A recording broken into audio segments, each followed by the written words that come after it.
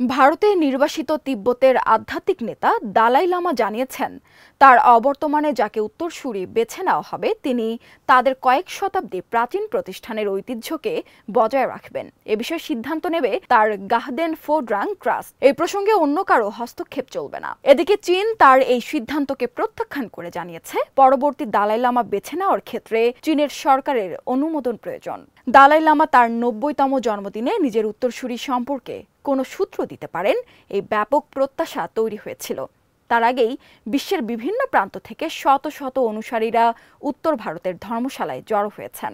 অতীতে উত্তরসূরির বিষয়ে তাকে কিছুটা দ্বিধাগ্রস্ত দেখা গিয়েছিল, তবে বুধবার এই বিষয়টি স্পষ্ট করে দিয়েছেন তিনি। পরে সাংবাদিকদের মুখোমুখি হয়ে তিব্বতের নির্বাসিত সরকারের প্রধান পেনপা সেরিং জানিয়েছেন, দালাই লামার সিদ্ধান্তকে তারা সর্বসম্মতিক্রমে সমর্থন করছেন। পাশাপাশি জানিয়েছেন, বিশ্বের বিভিন্ন প্রান্ত থেকে তিব্বতীরা দালাই লামাকে তিব্বতী বৌদ্ধ ধর্মের প্রাতিষ্ঠানিক পরম্পরাকে এগিয়ে নিয়ে যাওয়ার অনুরোধ জানিয়েছিলেন। সেই অনুরোধে সম্মতি জানিয়েছেন দালাই লামা। আরও সংবাদ পেতে চোখ রাখুন প্রতিদিনের বাংলাদেশের ওয়েবসাইট, ফেসবুক পেজ ও ইউটিউব চ্যানেলে। এতক্ষণ সঙ্গে থাকার জন্য ধন্যবাদ।